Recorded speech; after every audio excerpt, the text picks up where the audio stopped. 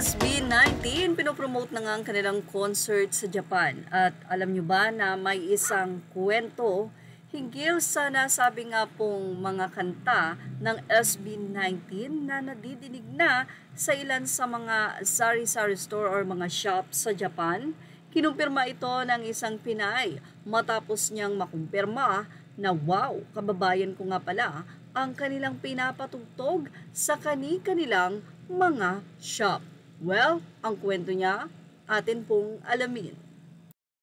Mula kay Dayan, I was not really a fan of SB19, a popular Philippine pop group, until yesterday I was in Daiso, a famous shop in JP known for its cheap yet cute products ranging from 108 to 1,000 yen only. Well, as usual, was just walking around looking for things to buy when I realized that the music they were playing was a Filipino song in Tagalog, and it was SB19's Dam.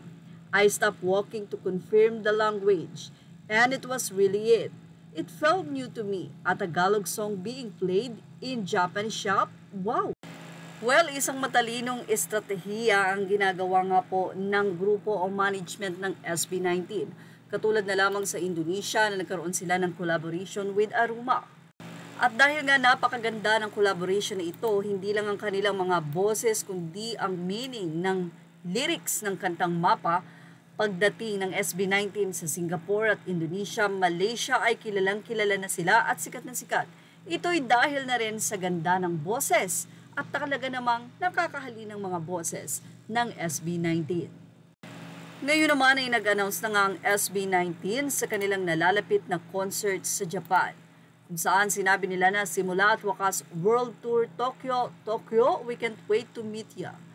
Well, mabibili na nga po ang tickets. Ibinahagi po yan ng SB19 sa kanilang Facebook page, September 24, 2025, 7 p.m. JST Sep Haneda.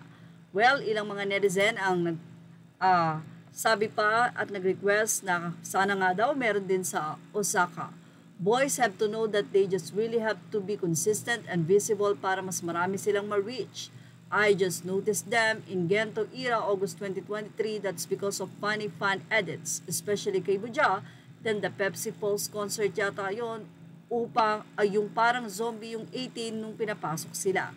Ibig sabihin lang nito na hindi lang boses ang mapapakinggan nyo kapag sila ay nagko-concert, kundi may kwela at syempre may puso.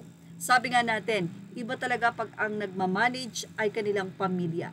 Nakita nyo yung kanilang kababaan ng loob at hindi tumataas ang ere kahit nasa tugatugnaan ng tagumpay ay nananatiling nakaapak ang paas sa lupa. Yan ang SB19. At yan ang ating Showbiz Top Update. Thank you for watching. Images are all credit to the rightful owners. Please like, share, and subscribe.